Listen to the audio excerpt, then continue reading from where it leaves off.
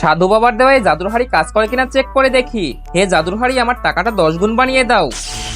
আরে ভাই, জাদুর হাড়ি তো সত্যি কাজ করছে। আরে রাজুর কাছে এটা কেমন হাড়ি, টাকা দিলেই তো ডাবল হয়ে যাচ্ছে। এই জাদুর হাড়ি তো আমাকে চুরি করতেই হবে।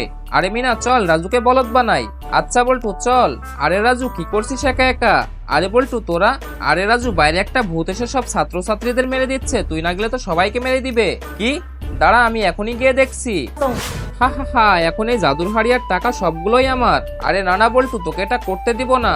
আর রাজু আসলে বলবো তুই আমাকে দিয়ে মিথ্যা বলিয়েছিস। কি, তুই রাজুকে বলে দিবি? এখন তো তুই কিছুই বলতে পারবি না। আর দেখ আমি কি করি। তুমি যদি এই ছবিটাকে ভালোবাসো তাহলে লাইক সাবস্ক্রাইব করে দাও, আর যদি না করো তাহলে ভাববো তুমি এই ছবিটাকে ভালোবাসো না।